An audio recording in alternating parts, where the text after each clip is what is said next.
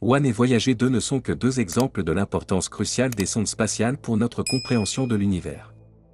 Ces sondes nous fournissent en temps réel des données sur les zones les plus éloignées de notre système solaire, même si nous n'aurons pas l'occasion de les étudier directement avant de nombreuses années.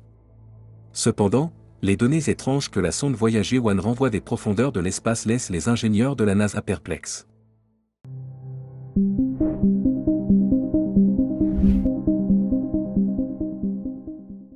Bienvenue que Voyage Quantique et découvrez comment Voyager 1 a été touché par une force inconnue dans l'espace lointain.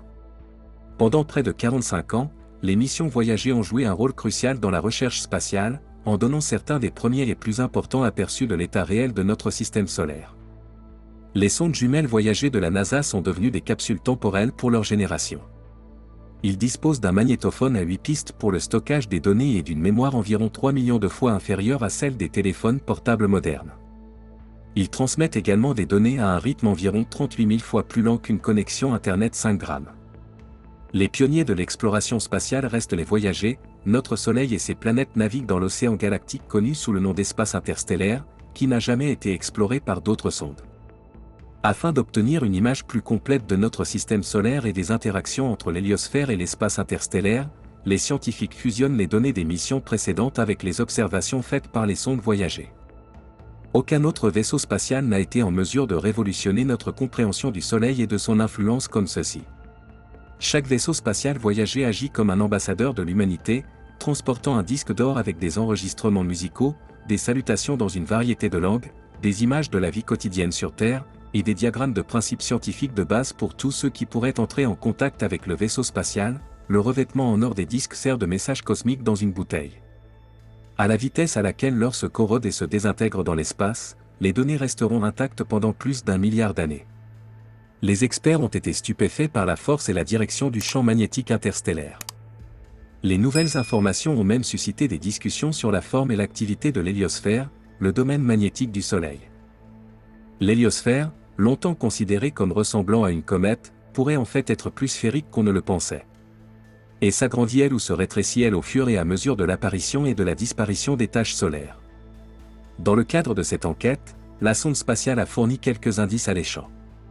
Les astronomes pensent que le milieu interstellaire commence lorsque le vent solaire, c'est-à-dire le flux de particules chargées provenant du Soleil, se termine. Ce plasma, ou gaz ionisé, se heurte au plasma interstellaire plus froid et plus dense qui s'écoule autour de lui, agissant comme un caillou dans un ruisseau. De la même manière que le sommet de la troposphère terrestre est appelé tropopause et que l'héliosphère et l'héliopause désignent la cavité creusée par le Soleil. La distance entre l'héliosphère et la Terre était un mystère au moment du lancement de la sonde. Étant donné que Jupiter est 5 fois plus éloigné du Soleil que la Terre, certains ont suggéré que l'héliopause pourrait s'y trouver. Les estimations de la distance jusqu'à l'héliopause augmentaient à mesure que le vaisseau spatial accélérait vers l'extérieur. Il ne fait aucun doute qu'il ne s'agissait pas de Jupiter, Saturne, Uranus ou Neptune. Personne ne connaissait le lieu ou l'heure précise de l'entrée de Voyager dans l'espace interstellaire. Voyager a remarqué les signes de l'héliopause peu de temps après avoir rencontré Neptune.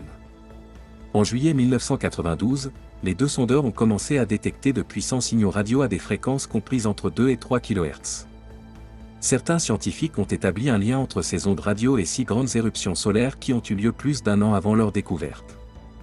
Selon les chercheurs, le plasma éjecté lors des éruptions a fini par atteindre l'héliopause, où il a fait osciller les électrons et émis des ondes radio. Bien qu'il soit si faible qu'on le confondrait avec le vide sur Terre, le milieu interstellaire local est beaucoup plus dense que l'héliosphère extérieure. La distance de l'héliopause par rapport au Soleil a également été déterminée en connaissant la vitesse estimée de la matière solaire sortante et le temps qu'il lui a fallu pour atteindre la frontière. La distance de l'héliopause par rapport au Soleil a été déterminée en connaissant la vitesse estimée de la matière solaire sortante et le temps qu'il lui a fallu pour atteindre la frontière. La distance moyenne entre le Soleil et la Terre est d'une unité astronomique, et cette distance varie de 116 à 177 unités astronomiques. Le 25 août 2012, à une distance de 121,6 unités astronomiques, Voyager 1 a franchi l'héliopause. Il y avait quelques indicateurs évidents que Voyager 1 avait franchi l'héliopause, les particules de vent solaire à haute énergie ont commencé à s'évaporer.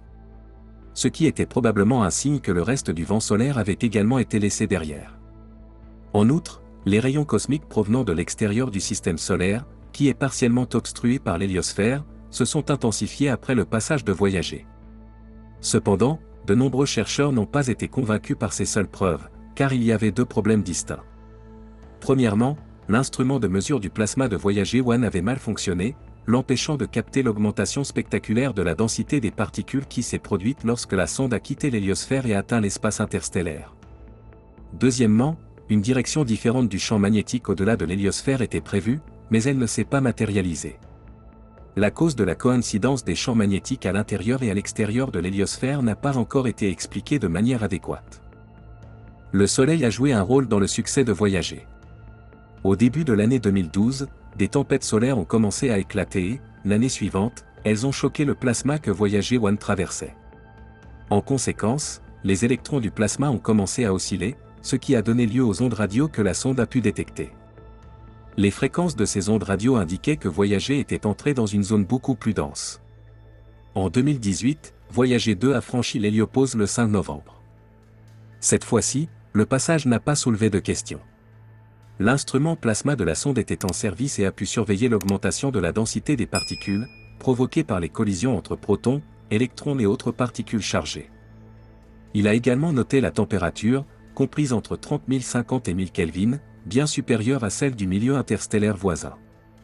Le plasma a probablement été comprimé lorsqu'il est entré dans l'héliosphère, ce qui explique ce phénomène. Comme Voyager 1, la sonde a vu le vent solaire diminuer et la quantité de rayons cosmiques extrasolaires augmenter. Cependant, le champ magnétique ne s'est pas inversé une fois de plus, ce qui prouve que le résultat obtenu 6 ans plus tôt n'était pas une exception. Les distances relativement proches suggèrent que l'héliopause est plus forte qu'on ne le pensait. Voyager 1 et tout continue de s'éloigner de l'héliosphère, quelle que soit sa forme précise. Puisque les signaux des engins spatiaux voyagent à la vitesse de la lumière, il leur faudra plus de 22 heures pour arriver jusqu'à nous lorsque le Pionnier 10 se taira enfin à la fin de 2023. Voyager 2 aura parcouru 129 unités astronomiques et le dépassera pour devenir le deuxième engin spatial le plus éloigné de tous les temps. Les deux Voyager voyagent dans des directions opposées et sont plus éloignés de la Terre que n'importe lequel d'entre eux.